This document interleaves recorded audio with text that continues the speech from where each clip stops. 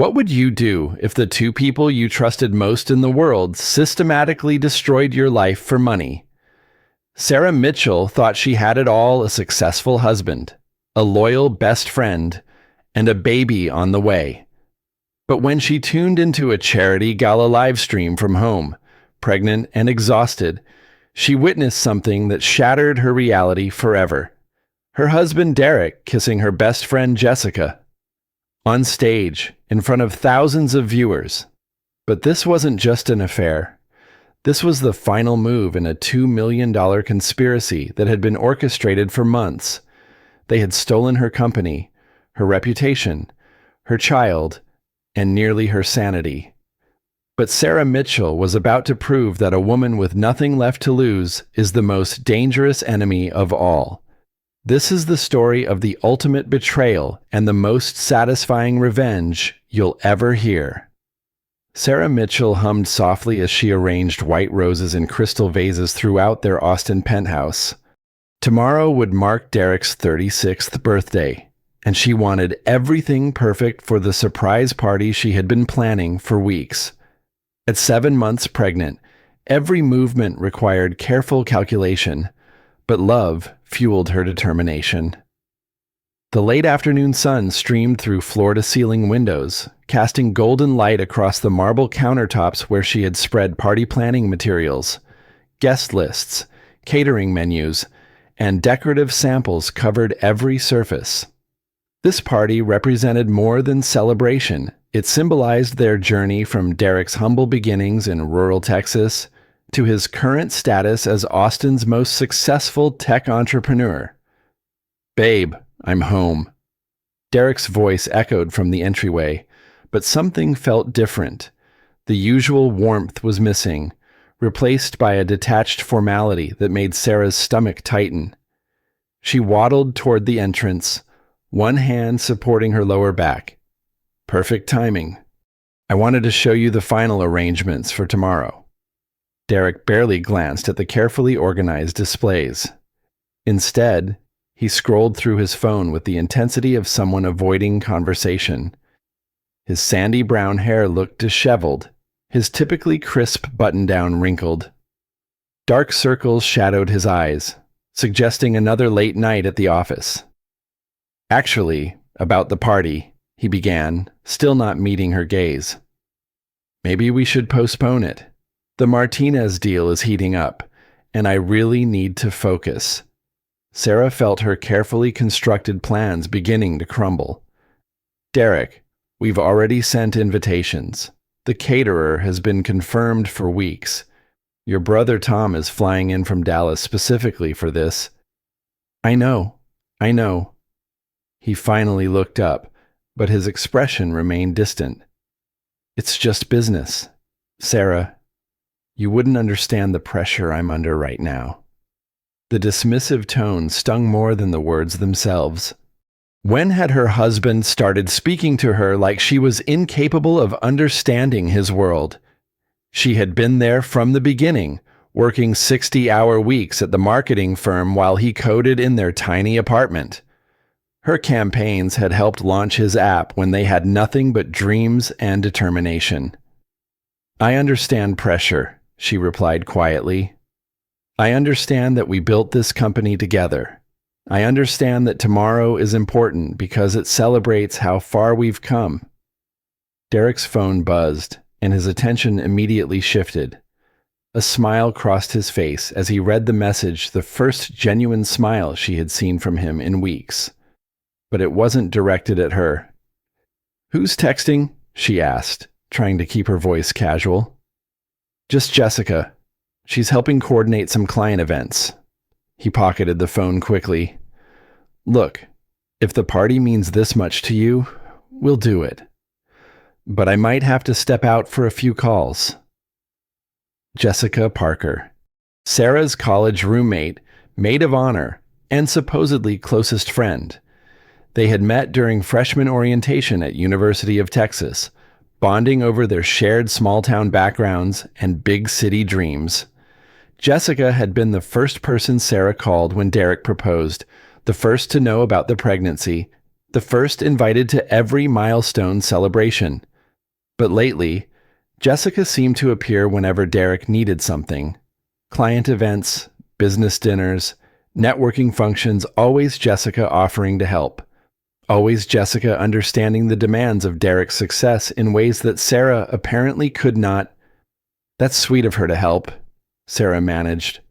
"Should we invite her to the party? I know she's been working so hard on your projects."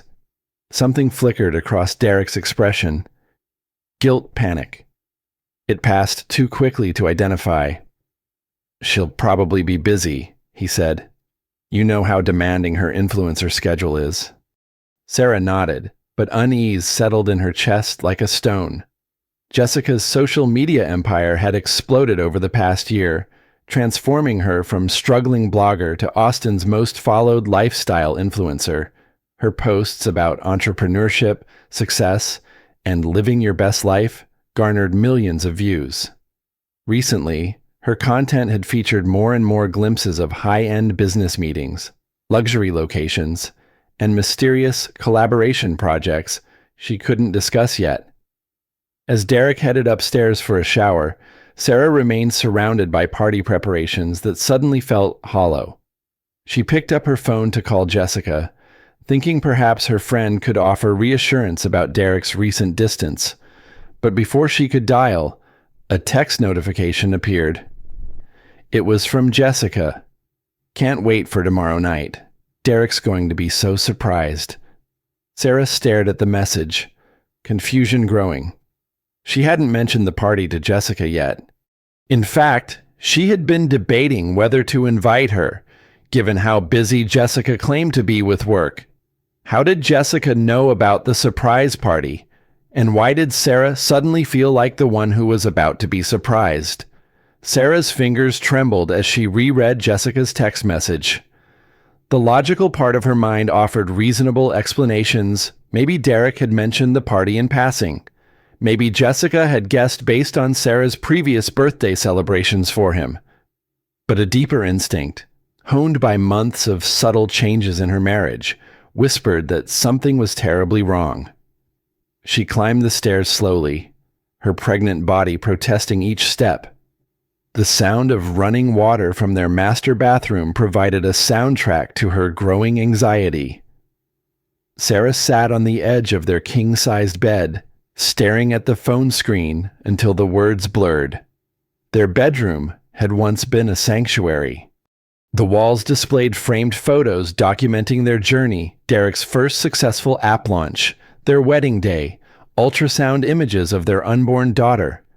Now, the room felt like evidence of a life she wasn't sure she recognized anymore. When Derek emerged from the shower, towel wrapped around his waist, Sarah watched him with new attention. His body language screamed discomfort, shoulders tense, avoiding eye contact, movements rushed and purposeful.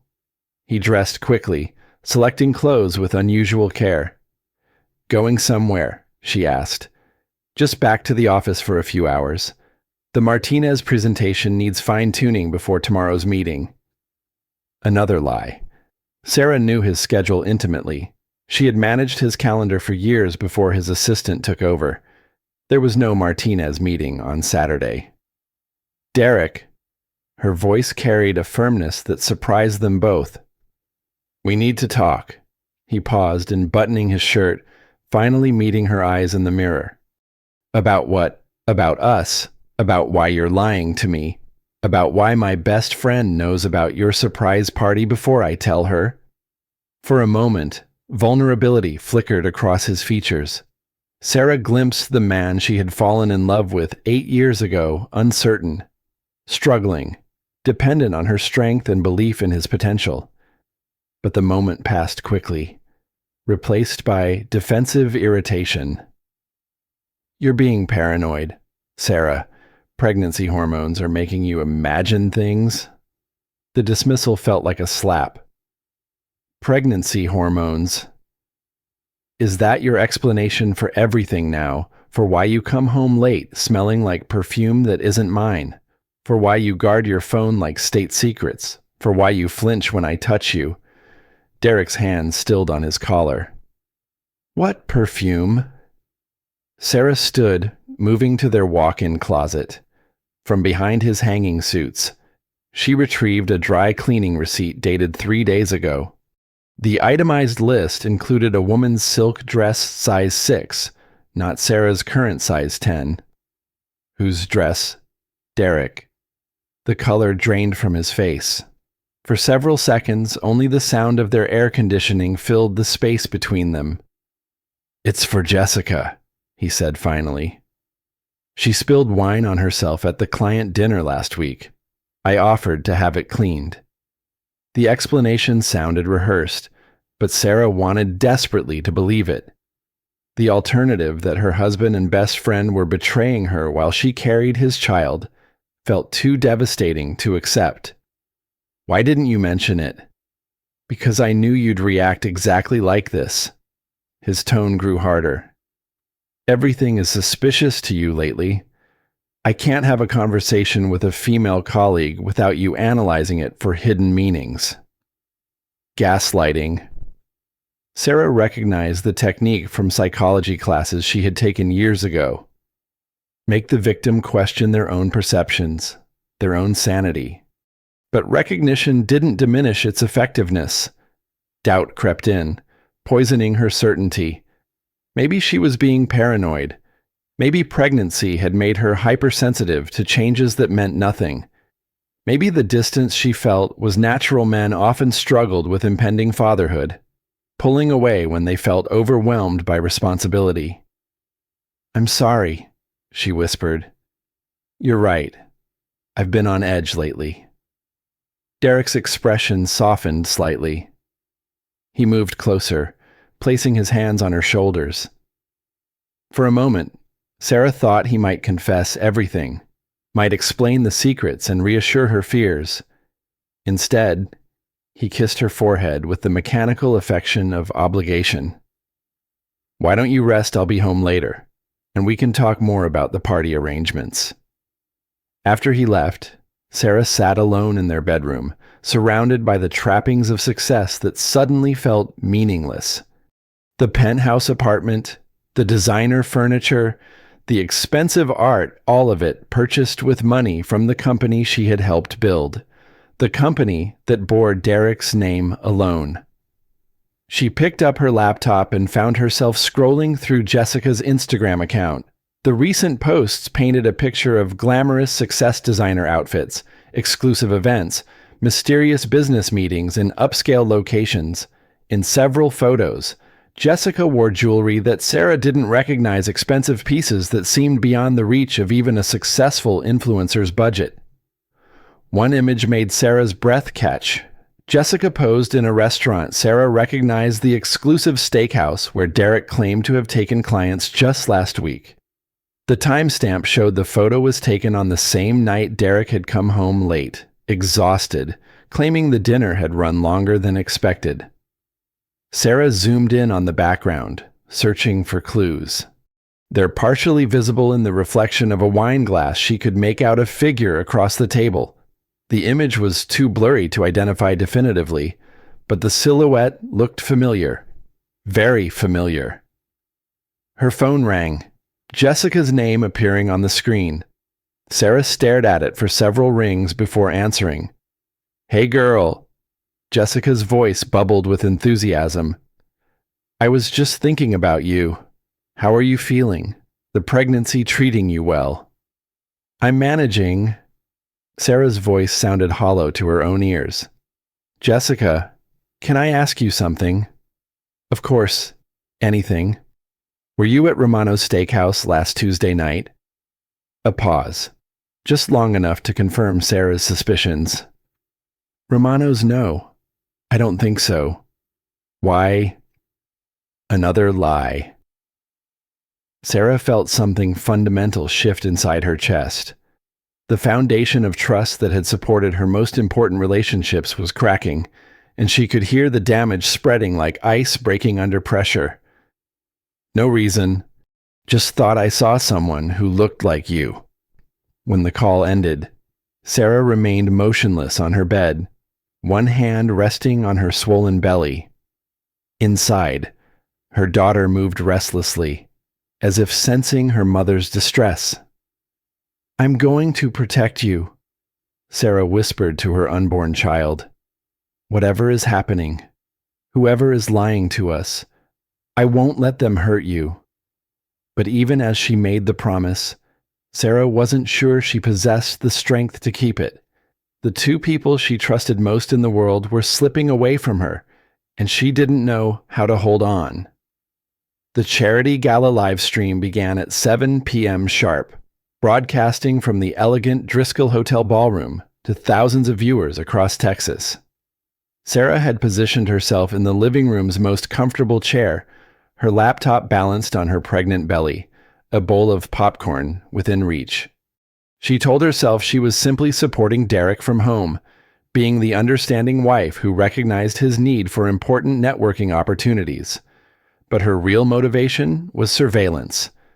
Derek had insisted she stay home that morning, citing her swollen ankles and apparent fatigue. "You need rest, babe. This kind of event would be exhausting for you right now." His concern felt performative, rehearsed. When Jessica had called offering to keep an eye on Derek and ensure he networked effectively, Sarah's suspicions crystallized into certainty. The evening progressed predictably for the first hour. Local politicians delivered speeches about community responsibility. Hospital administrators shared heartwarming patient stories. Major donors received recognition for their generosity. Sarah spotted familiar faces from Derek's business circle, people who had attended dinner parties at their penthouse, people who knew her as his devoted wife. At 8:30, the camera focused on the event's master of ceremonies. "Ladies and gentlemen, we're honored to introduce one of Austin's most innovative entrepreneurs. Please welcome Derek Mitchell, CEO of Streamline Apps." Sarah's breath caught as Derek appeared on screen. He looked magnificent, confident, successful, every inch the self-made millionaire she had fallen in love with. His navy tuxedo fit perfectly. His smile radiated warmth and accessibility. "Thank you for having me," Derek began. "Tonight is about supporting children who face challenges most of us can't imagine. It's about recognizing that success means nothing if we don't use it to lift others up." The audience applauded appreciatively. Sarah had to admit his speech was effective, humble, yet confident. Personal, yet universal. "I want to thank my incredible support system," Derek continued, and Sarah leaned forward instinctively. Was he about to mention her, acknowledge the pregnant wife watching from home? "The people who push me to be better, who believe in my vision even when I doubt myself, who make success meaningful rather than just profitable." Sarah waited for her name, waited for acknowledgement of their partnership, their marriage, their coming child. Instead, Sir Derek's gaze shifted to someone in the VIP section. The camera followed his line of sight, and Sarah's world tilted on its axis. Jessica Parker sat at a prime table, radiant in a scarlet-red dress that hugged her curves perfectly. Her dark hair was swept up in an elegant updo, diamonds winking at her throat and ears. She looked like she belonged in that world of wealth and influence, looked like the kind of woman a successful man would proudly claim as his companion. She was wearing the dress Derek had cleaned, the dress he claimed belonged to a client. "Some people inspire us through their words," Derek said, his eyes locked on Jessica. "Others inspire us through their actions, their dedication, their unwavering faith in what we can accomplish together." Jessica smiled a dazzling, triumphant expression that made Sarah's stomach churn. This wasn't the supportive friend smile she had shown Sarah for years. This was the smile of a woman who had won something valuable. "Ladies and gentlemen," Derek's voice grew softer, more intimate. "I want you to meet someone who represents everything I hope to achieve. Someone whose own success inspires me daily, whose partnership has already begun transforming not just my business, but my entire perspective on what's possible. The camera zoomed in on Jessica as she stood gracefully. She moved toward the stage with practiced elegance, as if she had rehearsed this moment. Derek extended his hand to Jessica, helping her up the steps to join him at the podium. The gesture was intimate, protective the way a man assists someone precious to him. "Austin," Derek announced, "meet Jessica Parker, entrepreneur, visionary, and my new business partner in Streamline App's expansion into social media marketing." Business partner. The words hit Sarah like physical blows.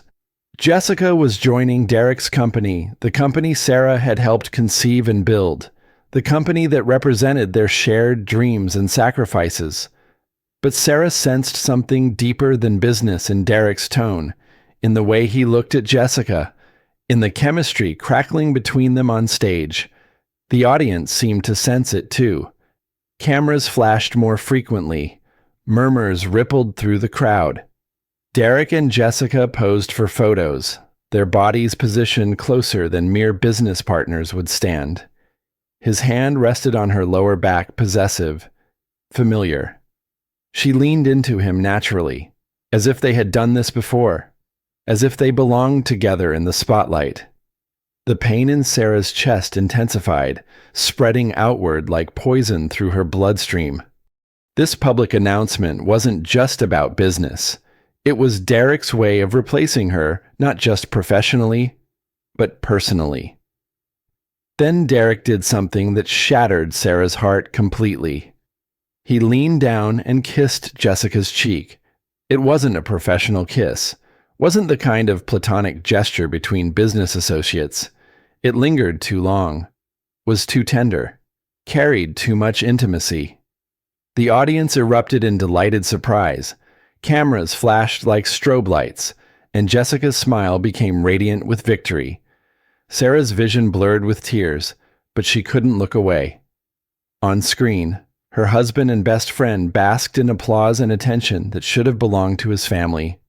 They looked perfect together, successful, attractive, untroubled by the complications of real life. Her phone exploded with notifications, text messages, social media alerts, news app updates, all documenting the moment her marriage ended in front of thousands of witnesses. "Oh my God, is Derek cheating? Where's Sarah? Why isn't she there?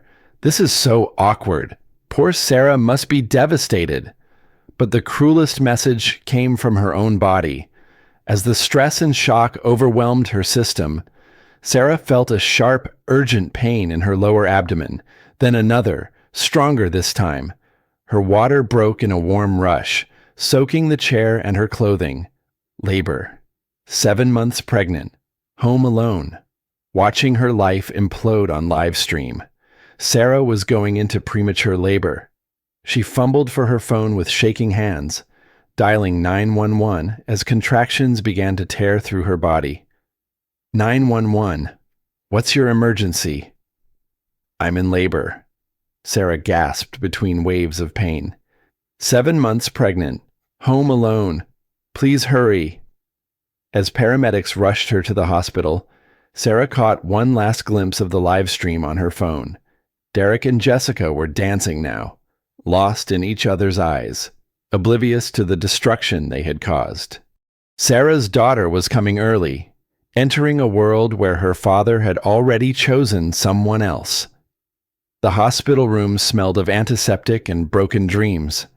Sarah lay motionless, connected to monitors that beeped steadily, tracking her vital signs and her premature daughter's fragile condition.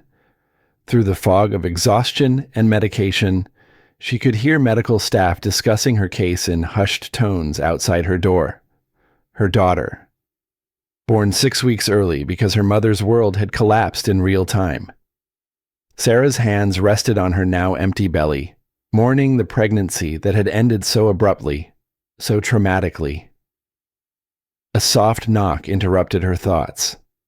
Sarah expected to see a nurse or doctor, but Derek appeared in the doorway instead. He looked haggard, his tuxedo wrinkled, his carefully styled hair disheveled, his face pale with what might have been guilt or simply inconvenience. "Sarah." His voice carried none of the warmth she had once craved. I came as soon as I heard. How long ago was that? Her throat felt raw from crying and medication. Derek glanced at his watch. An hour ago, maybe 2. I was still at the gala when the hospital called. Still at the gala, still celebrating his new partnership with Jessica while his wife gave birth alone to their premature daughter. How is she? Derek asked, approaching the bed cautiously. Alive, in the NICU. The doctors say she'll probably be fine, but they're monitoring her breathing and heart rate. Sarah's voice remained flat, clinical. Your daughter weighs 4 pounds, 2 ounces. She has your eyes. Something flickered across Derek's features, pride, perhaps, or paternal instinct breaking through his emotional barriers. But it disappeared quickly, replaced by the distant expression Sarah had grown to recognize and hate.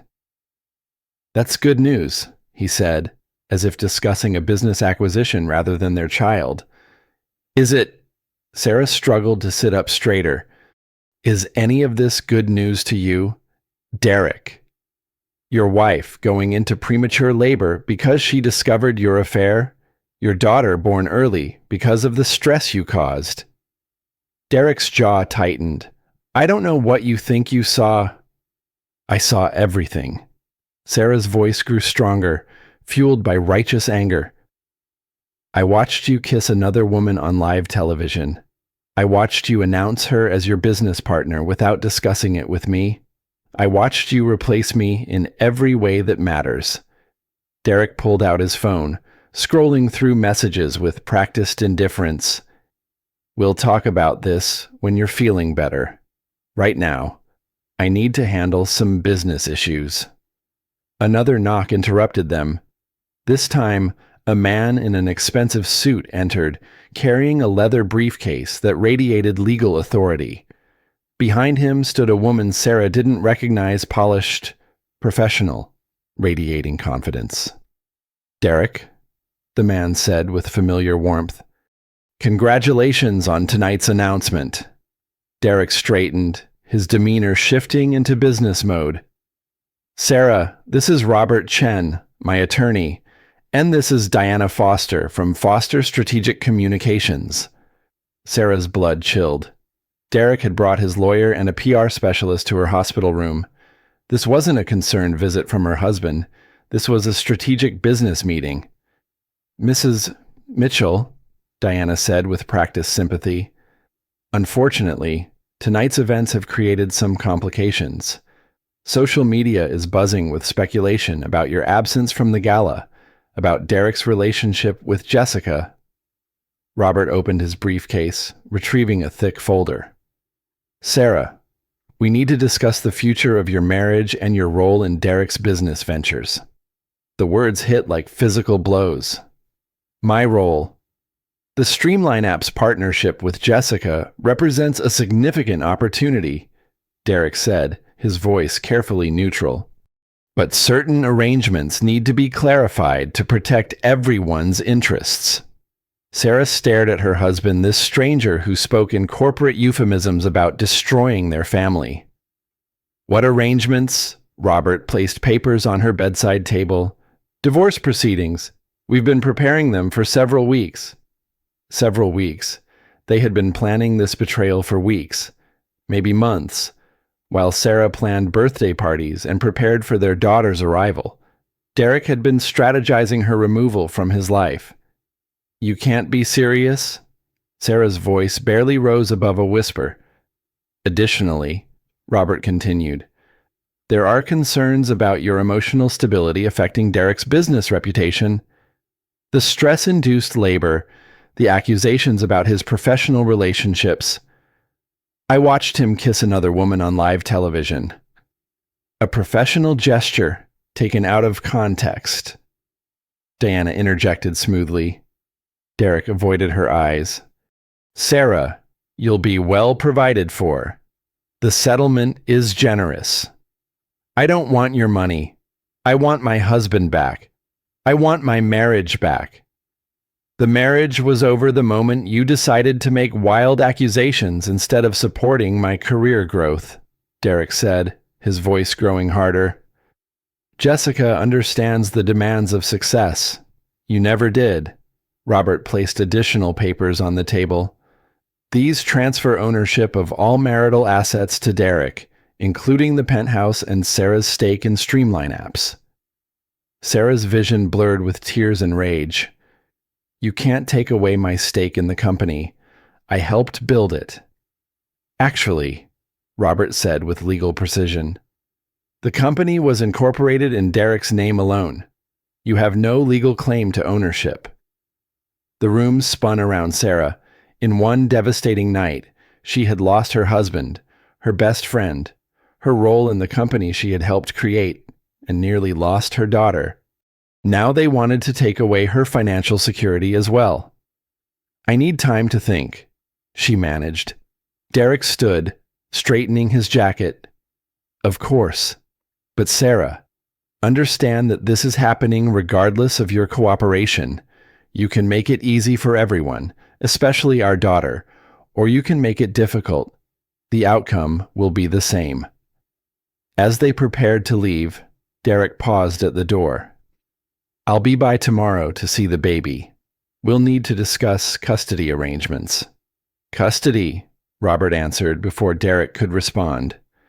Given your emotional instability and the circumstances of tonight's premature labor, Derek has concerns about your ability to provide a stable environment for the child.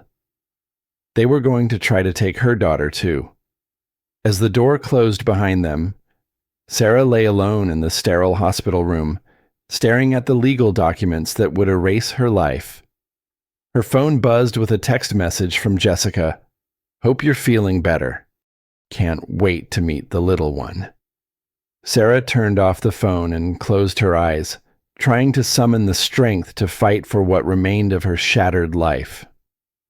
3 weeks later, Sarah sat in a diner booth at 2 a.m., her sleeping daughter cradled against her chest. The 24-hour establishment served as temporary refuge for people with nowhere else to go. Emma Mitchell, named for Derek's grandmother, back when Sarah believed they were building something permanent together, stirred in her arms. The past month had been a masterclass in systematic destruction. Derek's legal team had moved with ruthless efficiency, executing plans that must have been months in preparation. First, they had frozen all joint accounts, claiming Sarah's erratic behavior posed a risk to their shared assets. Within hours, she couldn't access money for groceries, gas, or baby supplies.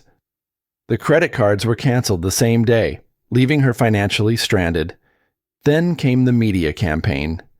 Diana Foster's PR machine had crafted a story that painted Sarah as an unstable, paranoid wife whose jealousy had driven her husband into the arms of a more suitable partner.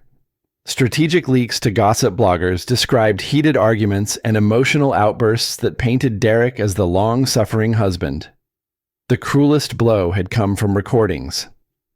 Jessica had been documenting their private conversations for months, collecting evidence of Sarah's insecurities and moments of doubt. Carefully edited clips leaked to media outlets, making Sarah sound unstable and potentially dangerous. I think Derek might be seeing someone else. Sarah's voice played from phones and laptops across Austin. The recording captured her at her most vulnerable, confiding in the woman she trusted most. The public turned against her swiftly, comment sections filled with judgment. She sounds crazy. No wonder he left. Poor Derek. He deserves better. Jessica is such an upgrade. Sarah's employer terminated her position due to restructuring. The health insurance disappeared with the job, leaving her with mounting medical bills from Emma's NICU stay. The eviction notice arrived within days.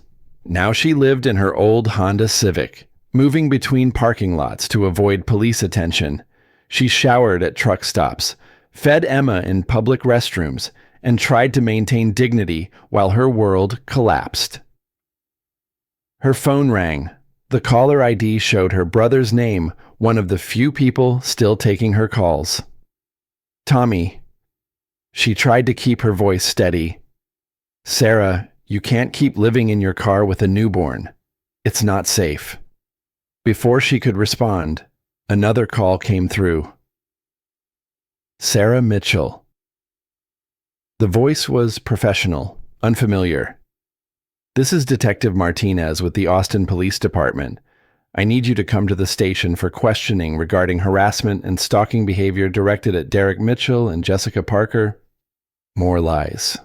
More manufactured evidence designed to paint Sarah as dangerous, unstable, unfit. I'll be there in an hour, Sarah said, her voice hollow. The police station's fluorescent lights buzzed overhead as Sarah sat in an interrogation room, Emma sleeping fitfully beside her. Detective Martinez reviewed a thick file. Mrs. Mitchell, we've received several complaints about your behavior toward Derek Mitchell and Jessica Parker, threatening phone calls, showing up at their residence, following them to business meetings. Sarah stared at printed screenshots of text messages and phone records. The phone numbers were correct, the timestamps recent, but she had never sent these messages. Someone had either hacked her phone or fabricated the evidence entirely. I didn't send those texts. A knock interrupted them. A woman in a business suit entered. I'm Janet Walsh from Child Protective Services. I'm here to conduct an emergency assessment regarding the minor child Emma Mitchell. Sarah's vision blurred with panic. This had been the plan all along: destroy her reputation, her finances, her stability, then use those manufactured circumstances to justify taking Emma away. Mrs. Mitchell, Janet Walsh replied with practiced sympathy, we're concerned about Emma's immediate safety. Your current circumstances don't provide the stability a premature infant requires. What about her father? Mr. Mitchell has expressed willingness to provide full-time care for Emma. He's demonstrated financial stability, appropriate housing, and a supportive partner relationship with Ms. Parker. Of course, Derek had positioned himself as the responsible parent. Jessica would play the role of loving stepmother, ready to provide the nurturing environment Sarah allegedly couldn't offer. The court will make final determinations about custody, Walsh replied. For now, Emma will be placed in emergency care with her father pending investigation. As they prepared to remove Emma, Sarah's phone buzzed with a news alert. Derek and Jessica had announced their engagement at a charity luncheon. Photos showed Jessica displaying a massive diamond ring while Derek beamed proudly beside her. The timing was no coincidence. While Sarah sat in police custody, Derek was celebrating his new life with the woman who had helped destroy his old one. Please, Sarah whispered as Walsh reached for Emma's carrier. Don't take her away from me. She's all I have left. Mrs. Mitchell, if you cooperate with our investigation and seek appropriate help, supervised visitation may be possible in the future. Supervised visitation. 1 hour a week with a social worker monitoring every interaction between Sarah and her own daughter. As they carried Emma away, her tiny cries echoing in the hallway, Sarah felt something fundamental break inside her chest. This wasn't just heartbreak. This was the complete annihilation of everything that had once defined her identity. Outside the police station, reporters waited with cameras, hungry for footage of the unstable woman who had threatened Austin's golden couple. Sarah pulled her jacket over her head and ran toward her car, their questions pursuing her. She had lost everything: her husband, her best friend, her daughter, her home, her job, her reputation. Derek and Jessica had won completely, systematically, ruthlessly. But as Sarah drove through the Texas darkness, something unexpected began to stir in her chest. Not hope that luxury remained beyond her reach. Instead, she felt the first ember of something harder, colder, more dangerous than despair. They had destroyed Sarah the wife, Sarah the mother, Sarah the trusting friend. But they had also created something new. Sarah the woman with nothing left to lose, and women with nothing left to lose could be very dangerous indeed. Sarah sat in a truck stop diner outside San Antonio, her reflection in the coffee-stained window showing a woman she barely recognized. 3 months had passed since she had lost Emma. 3 months of drifting between cheap motels and her car, existing on fast food and the kind of desperate hope that keeps broken people breathing. But tonight felt different. Tonight, the fog of grief and shock was lifting, replaced by something sharper and more purposeful. Her phone displayed a local news website. The headline made her stomach clench. Tech power couple announces pregnancy, Derek Mitchell and Jessica Parker expecting first child together. The accompanying photo showed Derek and Jessica at some glittering charity event, her hand resting on a barely visible bump, his arm protective around her waist. They looked radiant, successful, untouchable. The article gushed about their love story, their business empire, their bright future together. No mention of Emma. No acknowledgement that Derek already had a daughter. Sarah's existence had been so thoroughly erased that even Emma's birth had been written out of Derek's official biography. Her phone buzzed with an unexpected call. Unknown number. But something made her answer. Sarah Mitchell. Yes. This is Beth Rodriguez. We used to work together at Morrison Marketing. Beth, Sarah's former colleague, one of the few people who had tried to stay in touch after the scandal broke, a single mother who understood struggle. Beth? Sarah's voice cracked with unexpected emotion. I thought you'd forgotten about me. Honey, nobody forgets a friend in need. I've been trying to track you down for weeks. Where are you? San Antonio area. Sarah struggled to explain her circumstances without sounding completely pathetic. Listen to me carefully. Beth interrupted. I've been doing some digging, and I found something you need to see. Something about Jessica and Derek that could change everything. Sarah's pulse quickened. What kind of something? Not over the phone. Can you get to Dallas? I'm working late shift at a coffee shop downtown. We need to meet in person.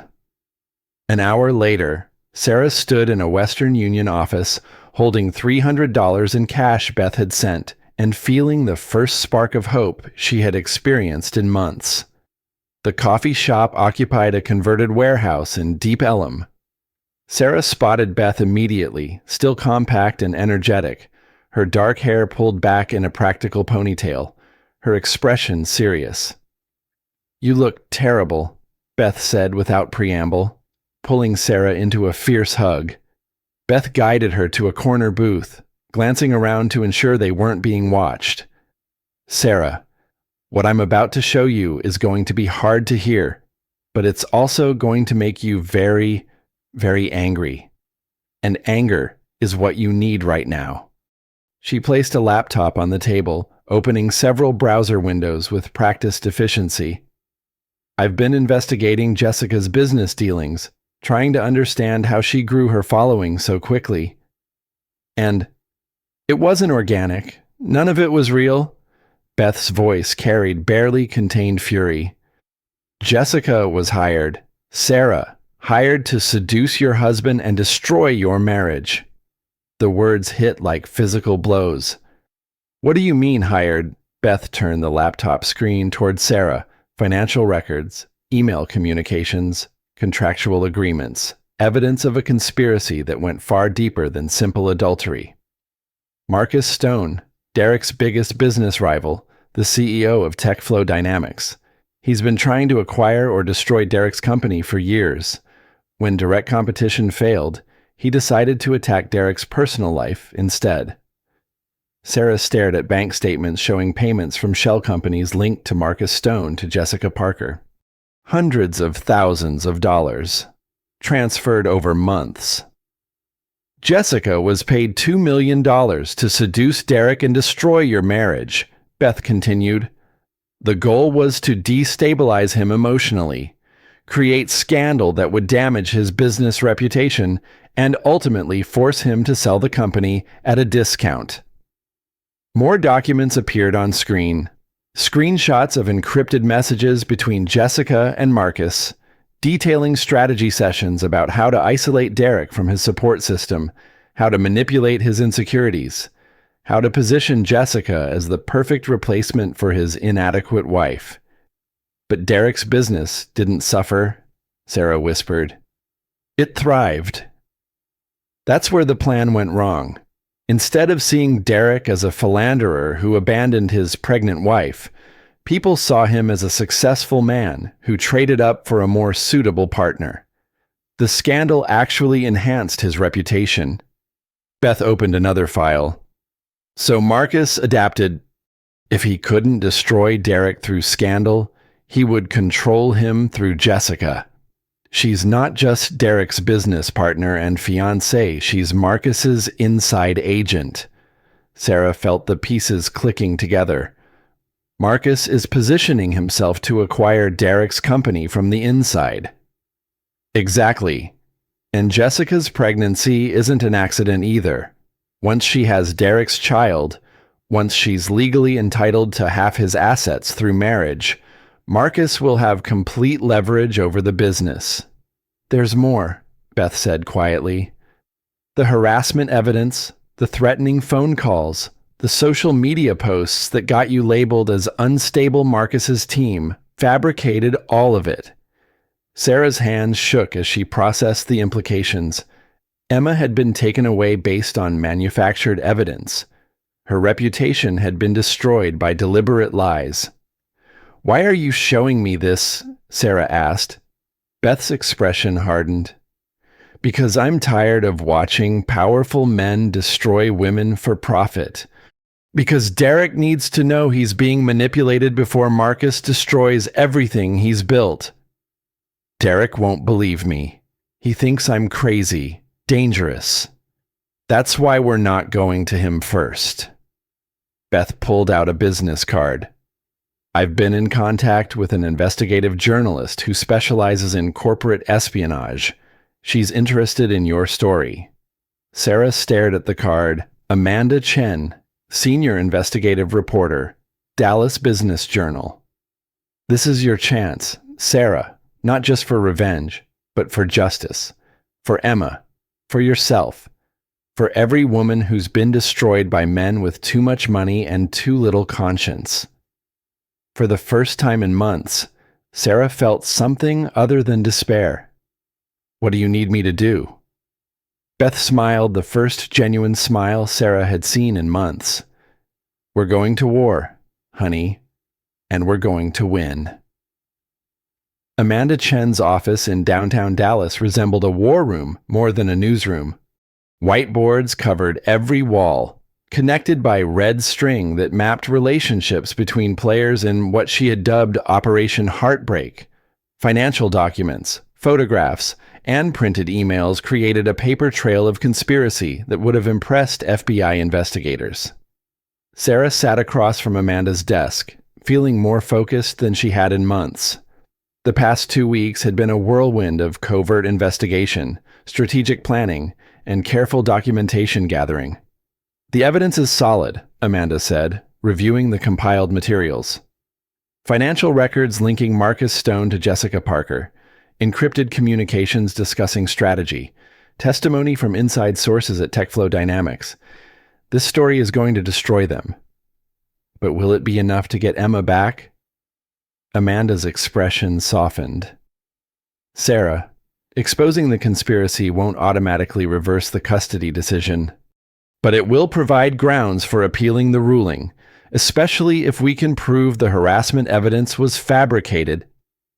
Beth entered the office carrying coffee and additional documents.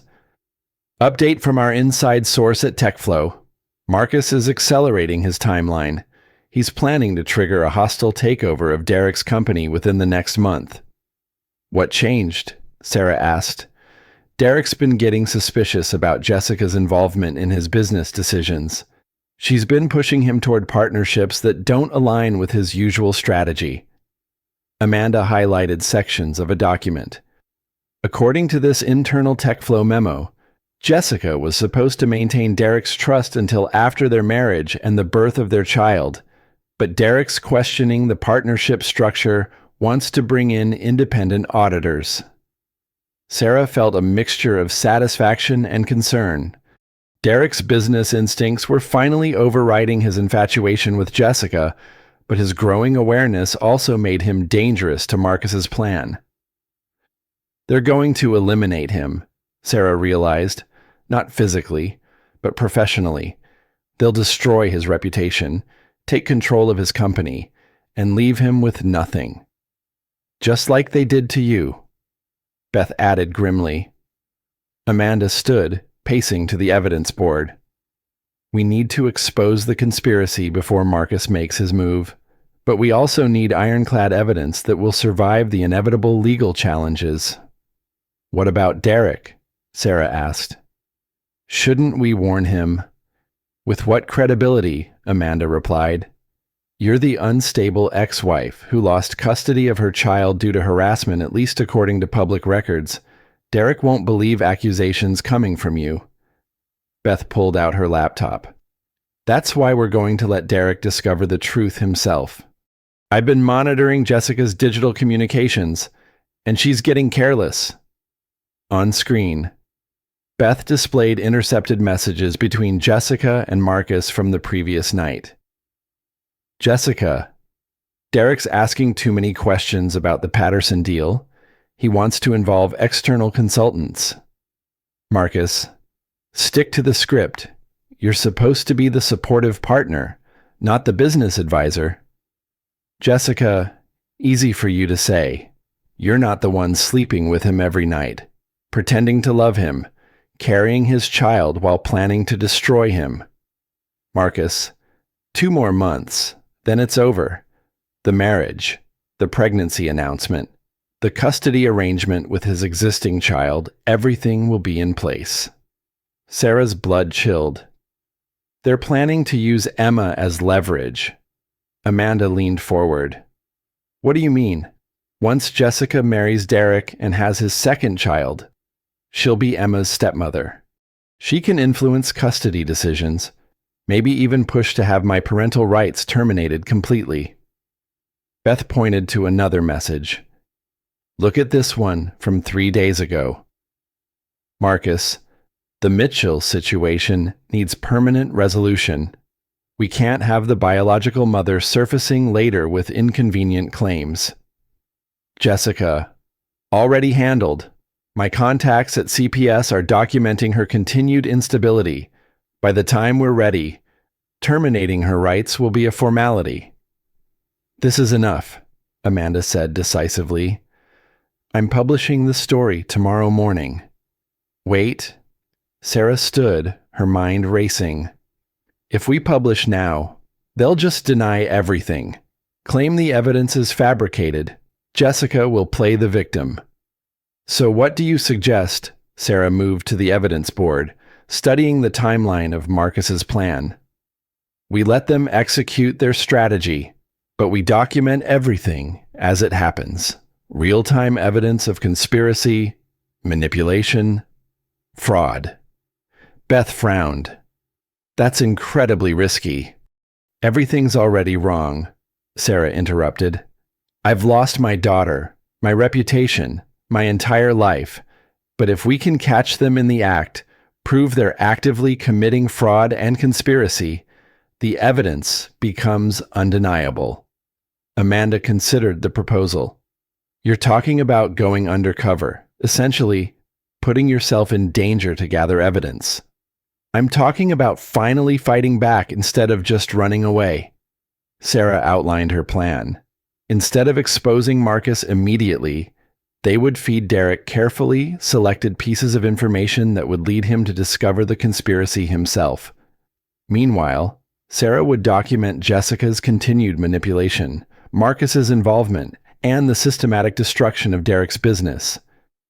The goal isn't just revenge, Sarah explained. It's justice.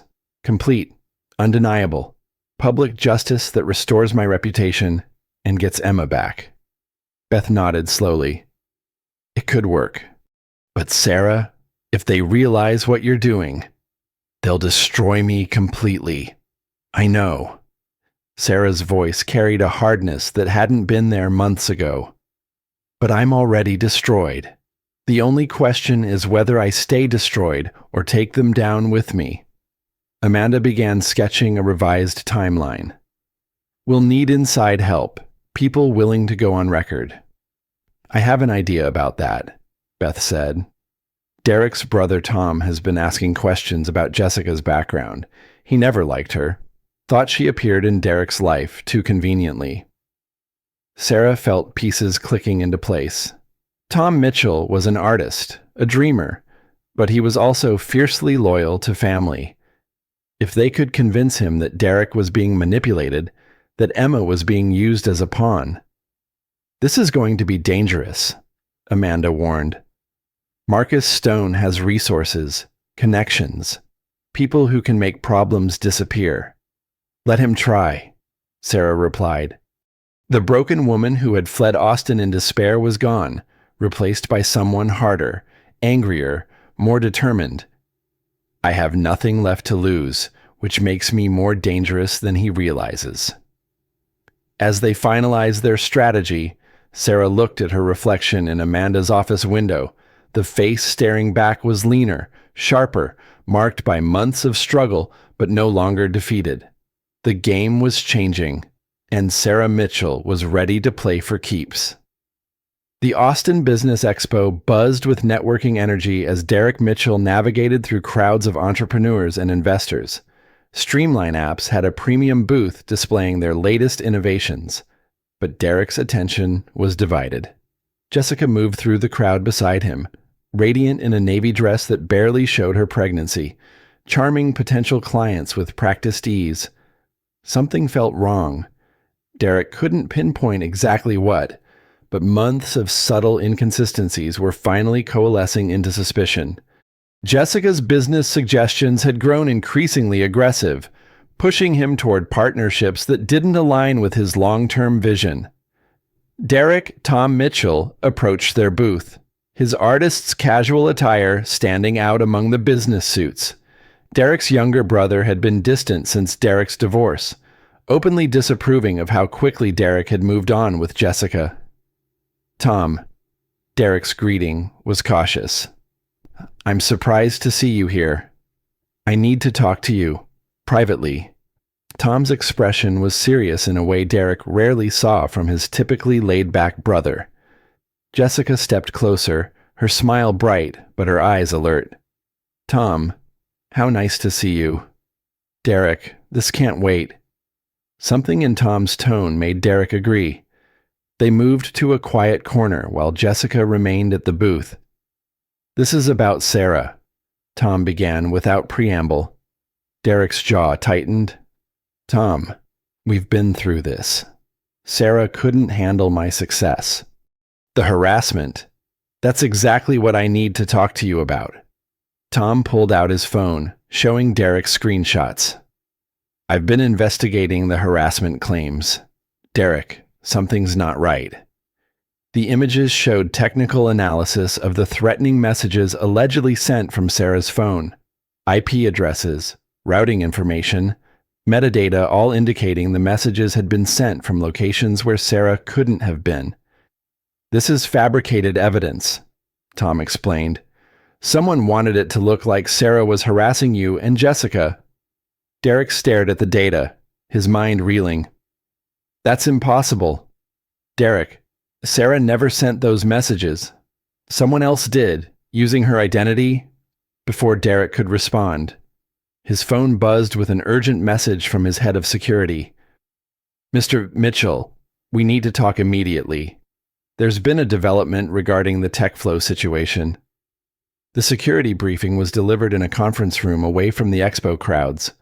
Jack Morrison, Derek's head of security, laid out surveillance photos and financial documents with military precision.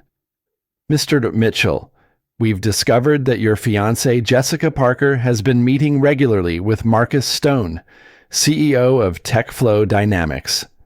Derek's world tilted. Meeting about what?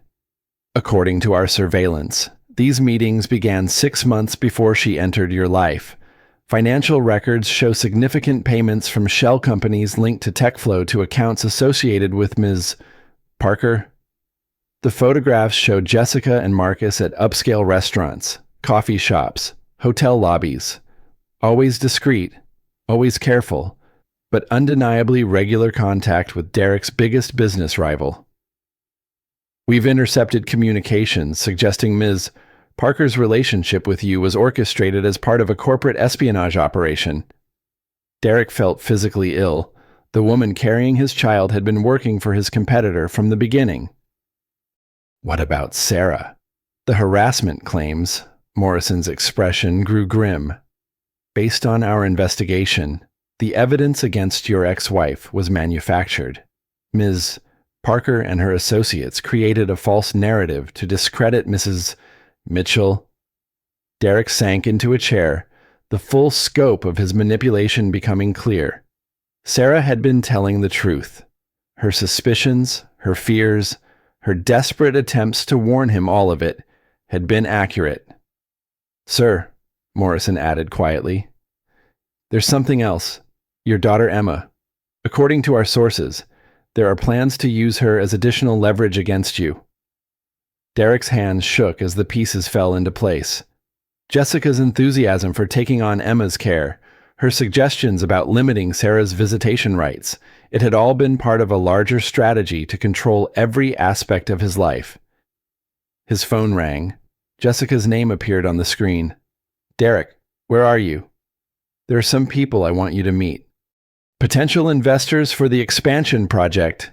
Potential investors, or Marcus Stone's associates, positioning themselves for the final phase of their takeover. I'll be right there, Derek said, his voice carefully controlled. Morrison handed him a small recording device. Sir, if you're willing to help us gather additional evidence, yes. Derek's response was immediate. Whatever it takes.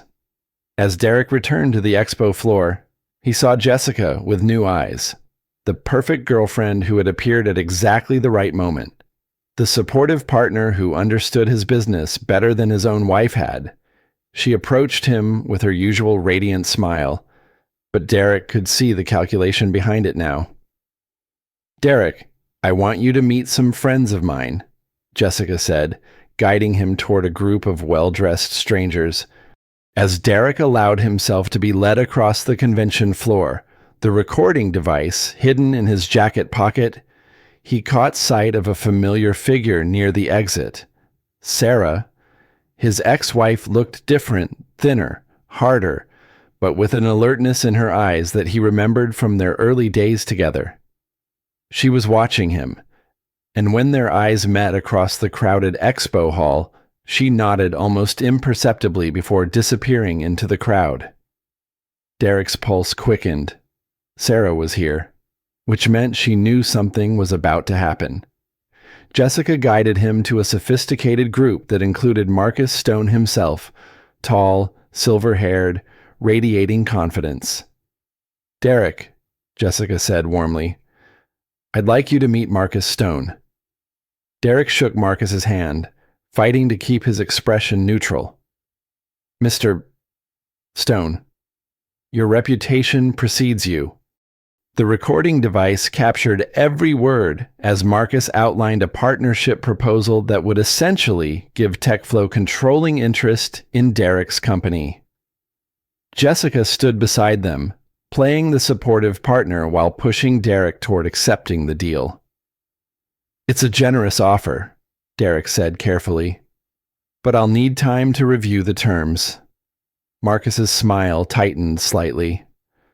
Of course, though this opportunity may not remain available indefinitely. I understand. Jessica, could I speak with you privately for a moment? They stepped away from the group, and Derek studied his fiancée's face. The deal sounds interesting, Derek said, testing her reaction. I think it could be perfect for us, Jessica replied enthusiastically. Marcus has so much experience in scaling tech companies. Her eagerness to sell him on Marcus's proposal was the final confirmation Derek needed. I'm going to need some air, Derek said. This is a lot to process. Outside, Sarah emerged from behind a pillar where she had been waiting. Hello, Derek. He stared at his ex-wife, the woman he had branded as unstable, whose child he had taken away. Sarah, his voice cracked.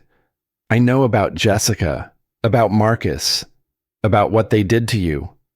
Sarah nodded. I figured you'd eventually piece it together. The question is, what are you going to do about it? I want to expose them, all of them, but I need your help. Help me get evidence of the conspiracy, Derek said. And in return, I'll do everything in my power to get Emma back to you. I'll publicly clear your name. There's something you need to know, Sarah said. Jessica isn't really pregnant. Derek's world tilted again. What? Sarah showed him surveillance photos. She's been getting hormone treatments to fake pregnancy symptoms while using prosthetics to simulate the physical changes. Derek stared at the evidence, feeling physically ill. Every aspect of their relationship had been manufactured. They needed the pregnancy to justify the rushed marriage, to create legal entanglements. Sarah explained. Derek's phone buzzed with a text from Jessica. Darling, Marcus is getting impatient. Are you ready to discuss terms? He looked at Sarah, the woman whose life he had helped destroy, who had every reason to want revenge against him, but who was instead offering to help save their daughter. What's the plan? He asked. Sarah smiled, and for the first time in months, Derek saw the fierce intelligence he had fallen in love with years ago. We're going to give them exactly what they want, Sarah said, and then we're going to destroy them with it. The Austin Grand Hotel ballroom buzzed with anticipation as the city's tech elite gathered for what had been billed as the most significant business announcement of the year. Derek Mitchell was expected to announce his company's merger with TechFlow Dynamics, creating the largest tech conglomerate in Texas. What the audience didn't know was that they were about to witness the most spectacular corporate takedown in Austin's history. Sarah Mitchell sat in the back row, her presence barely noticed among the sea of business suits and evening gowns. She looked elegant but understated, her dark hair pulled back to reveal recording devices disguised as pearl earrings. After months of careful planning, tonight would determine whether she reclaimed her life or lost everything permanently. On stage, Derek adjusted his microphone while Jessica stood beside him in a stunning emerald dress, her fake pregnancy bump perfectly positioned. Marcus Stone waited in the VIP section, confident that victory was finally within reach. Ladies and gentlemen, Derek began, thank you for joining us tonight for what I believe will be remembered as a historic moment for Austin's business community. The audience applauded politely, investors leaning forward with interest. Over the past year, Streamline Apps has experienced unprecedented growth, thanks in large part to the strategic partnership with my fiancée, Jessica Parker. Jessica smiled radiantly, playing her role perfectly. In the audience, Marcus nodded approvingly. However, Derek continued, his tone subtly shifting, before we discuss Streamline Apps' future, I believe it's important to address some misconceptions about its past. Sarah felt her heart rate increase. This was the moment they had rehearsed. Derek clicked a remote control, and the large screens displayed a photo that made the audience gasp. It showed Marcus Stone and Jessica Parker at an intimate dinner, clearly taken months before Jessica had supposedly met Derek. This photograph was taken 8 months ago, Derek announced. 3 months before Jessica Parker entered my life, claiming to be a fan of my work who had approached me by coincidence. Jessica's face went pale. In the VIP section, Marcus Stone's expression remained carefully neutral. As it turns out, Derek continued, my relationship with Jessica was not the romantic fairy tale we've presented. It was, in fact, An elaborate corporate espionage operation designed to give TechFlow Dynamics control of my company. The audience erupted in murmurs and gasps. Reporters began frantically typing. Jessica started to move away from Derek, but security personnel had positioned themselves around the stage exits. Derek clicked to the next slide, showing financial records. Over the past 18 months, Ms. Parker received approximately $2.5 million for what internal TechFlow documents describe as strategic relationship management and target neutralization services. Derek, Jessica said urgently, grabbing his arm, "Stop this. You don't understand what you're doing." "I understand perfectly," Derek replied, his voice carrying clearly through his microphone. "I understand that the woman I plan to marry has been working for my competitor from the moment we met." He clicked to another slide, showing encrypted messages between Jessica and Marcus. The audience could read Jessica's words, "Derek suspects nothing. He's completely under my control." Marcus Stone finally stood, his composure cracking.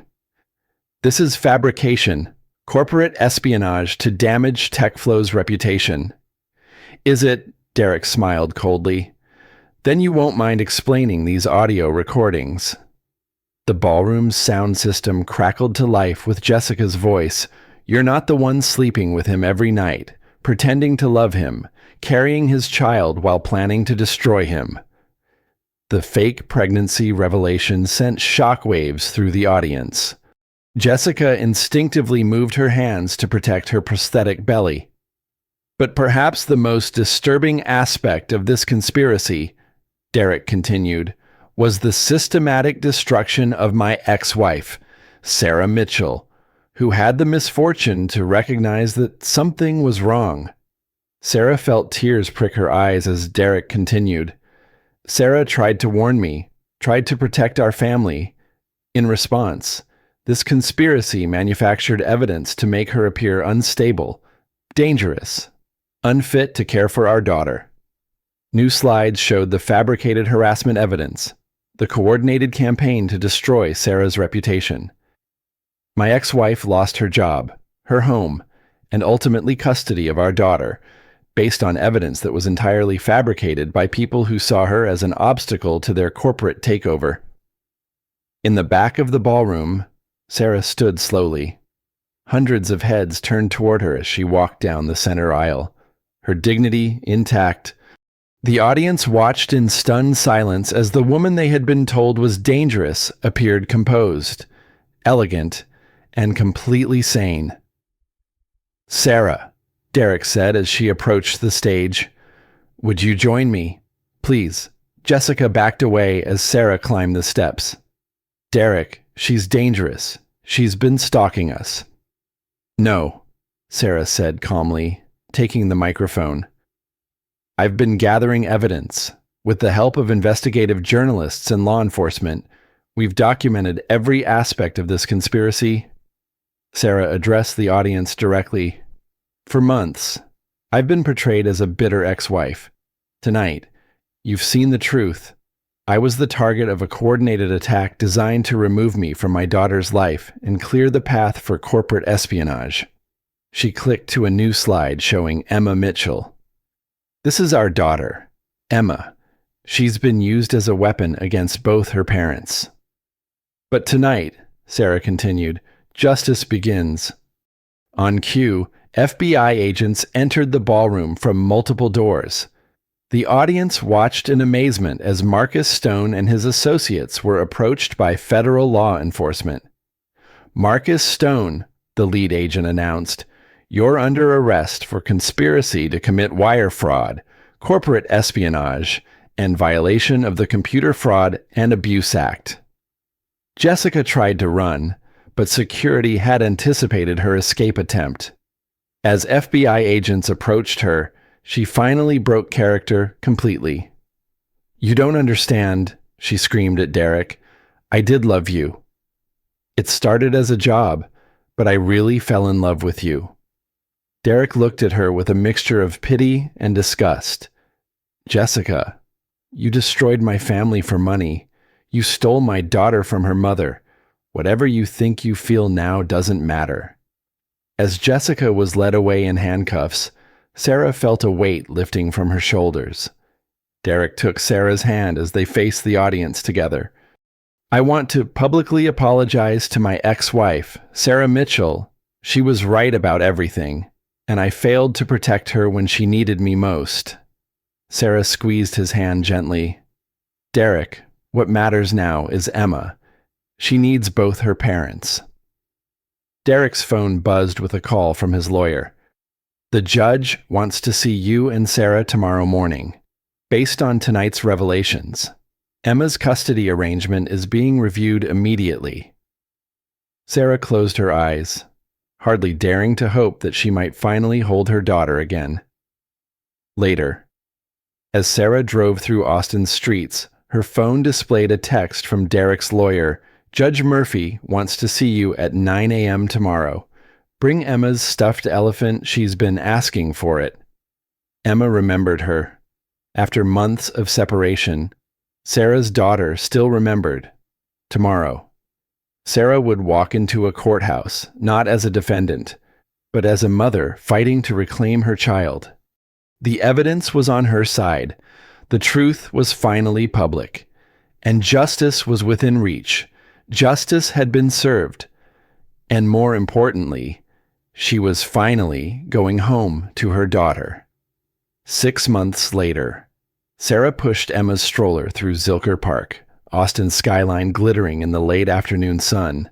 At 18 months old, Emma was walking, talking, and showing signs of inheriting both parents' stubborn streak. "Mama, ducks." Emma pointed excitedly toward the pond. "We'll see the ducks in a minute. Sweetheart." Sarah's life had transformed dramatically since the night of the FBI arrests. The custody case had been resolved within weeks. No judge could ignore the evidence of fabricated harassment claims. Derek had been granted liberal visitation rights, but Emma's primary home was with Sarah. The book deal had surprised everyone. Betrayed: A Mother's Fight Against Corporate Conspiracy had become a bestseller, resonating with women across the country who had experienced similar manipulation. Sarah donated a significant portion of the proceeds to legal aid organizations helping women in custody disputes. Her speaking career had grown organically from media appearances following Marcus Stone's conviction. Women's organizations and business conferences requested her insights on recognizing manipulation and rebuilding after devastating betrayal. Derek had been true to his word about making amends. He testified at Marcus Stone's trial, helped Sarah's legal team document the conspiracy's full scope, and publicly supported her book and speaking career. Their relationship remained complicated, but they had found a functional co-parenting arrangement focused entirely on Emma's well-being. Streamline apps had survived the scandal and actually prospered under Derek's renewed focus on ethical business practices.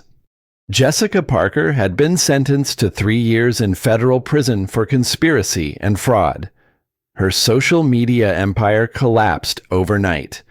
Marcus Stone received a 10-year sentence for orchestrating corporate espionage operations targeting multiple tech companies. Sarah's reputation had been completely restored, but more importantly, she had discovered strength she never knew she possessed. "Sarah," a familiar voice called her name.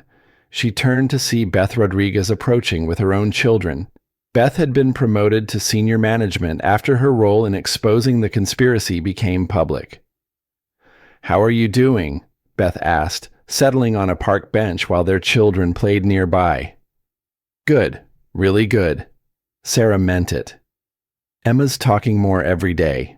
The book tour is going well, and I'm thinking about law school." "Law school?" Sarah nodded. "I want to help other women who are going through what I went through. Corporate manipulation, custody battles based on fabricated evidence, these aren't isolated incidents." Beth smiled. "You'd make a terrifying lawyer." "Good. That's exactly what I'm going for." As they watched Emma chase ducks with Beth's children, Sarah reflected on how completely her life had changed. A year ago, She had been a wife whose greatest ambition was supporting her husband's success. Now she was a published author, sought-after speaker, and potential advocate for women facing similar battles. Her phone buzzed with a text from Derek, running 10 minutes late for pickup. Emma's elephant is in my car if she needs it. Sarah smiled. Derek had become a devoted father, perhaps motivated by guilt over nearly losing Emma entirely. Their co-parenting relationship worked because both of them had learned hard lessons about trust, communication, and protecting what mattered most. As the sun began to set over Austin, Sarah gathered Emma and her belongings, preparing to head home to the comfortable apartment she had rented near downtown. It wasn't luxurious, but it was hers, purchased with book advance money and speaking fees she had earned through her own efforts. "Mama, happy?" Emma asked, using one of her favorite new phrases. Sarah looked at her daughter healthy, loved, safe, and felt a profound sense of peace. "Yes, baby girl, Mama's very happy." And for the first time in years, Sarah Mitchell truly meant it. As they walked toward the parking lot, Sarah's phone buzzed with an email from a literary agent in New York. A major television network wanted to option her story for a limited series. The subject line read, "Your story could change everything for women facing similar battles." Sarah smiled, remembering the night she had sat in that police station, believing she had lost everything that mattered. She had been wrong. She hadn't lost everything, she had lost everything that was keeping her small. Her phone rang as she loaded Emma into the car. An unknown number. Sarah Mitchell speaking. "Miss Mitchell, this is Jennifer Walsh from the Texas Bar Association. We understand you're considering law school. We'd like to discuss a full scholarship program for women who have overcome significant adversity." Sarah laughed, a sound of pure joy that made Emma giggle in response. "I'd be very interested in that conversation," Sarah said. At home, as she prepared Emma's dinner, Sarah thought about the women who would read her book, hear her speak, or watch her eventual television series. Women who were currently sitting in hospital rooms, police stations, or lawyers' offices, believing their lives were over because someone with more power had decided to destroy them. To those women, Sarah wanted to say, "Your story isn't over. Your strength is real. Your voice matters, and your future belongs to you." The doorbell rang. Through the peephole, she saw Derek standing on her doorstep, Emma's favorite stuffed elephant tucked under his arm. "Daddy." Emma squealed with delight as Sarah opened the door. Derek scooped up his daughter, spinning her in a circle that made her giggle with pure joy. The man who had once been too busy for family time now treasured every moment with Emma. "How was your day?" he asked Sarah, settling Emma on his lap. "Good," Sarah replied. Emma learned 3 new words today. "I got a call about a television deal, and the Texas Bar Association wants to offer me a full scholarship for law school." Derek's face lit up with genuine pride. "Sarah, that's incredible. You're going to be an amazing lawyer." There was no jealousy in his voice, no resentment about her success. The man who had once seen her achievements as competition now celebrated them as victories for their entire family. Derek stayed for dinner, as had become their routine on his visitation days. They talked about Emma's development, shared funny stories about her latest adventures, and coordinated their schedules like the functional co-parents they had learned to become. After Derek left, Sarah sat on her couch with Emma curled against her side, reading Goodnight Moon. This simple moment, mother and daughter, safe in their own home, reading together represented everything Sarah had fought to reclaim. As Emma drifted off to sleep, Sarah carried her to the nursery they had decorated together, soft yellow walls, shelves lined with books, a window that looked out over the city where Sarah had fallen and risen again. This room represented safety, stability, and the future they were building together. Standing in the doorway, watching her daughter sleep peacefully, Sarah remembered the night Emma had been taken away.